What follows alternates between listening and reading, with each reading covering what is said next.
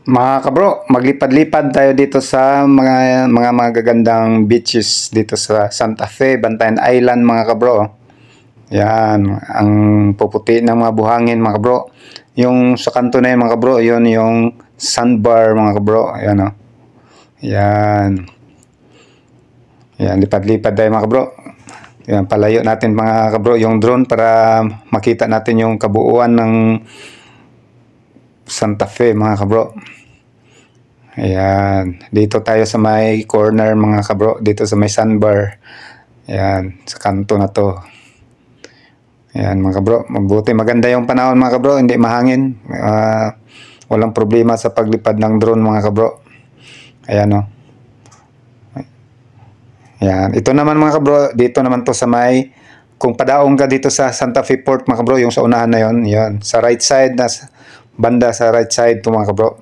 Kung padaong ka sa Santa Fe, yan, mapuputi pa rin ang mga buhangin dito mga kabro. Marami rin mga beach resorts dito mga kabro.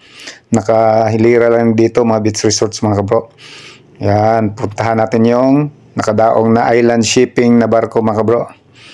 Ayan, punta tayo doon sa pier ng Santa Fe, Bantayan Island. Yan o, ang gaganda ng ang puputi ng buhangin mga kabro. Yan o, may mga maliliit pa na mga nakadaong na mga mangingisda mga kabro, mga bangka ng mangingisda. Ayan, mga maliliit na bangka. Yan o, kadadaong pa lang nitong island shipping mga kabro.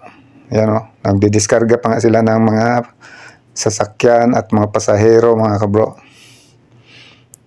Ayan, ang ganda ng panahon mga kabro. Walang alon mga kabro. Maganda ang pagbiyahe nitong barko na to mga kabro. Yan, ano, nagsilabasan na yung mga karga niya ng mga kotse, mga trucks. Yan, yan yung pier mga kabro, yun, ng Santa Fe. Yan o, ang gandang paliguan ng dagat mga kabro. Yan, yan.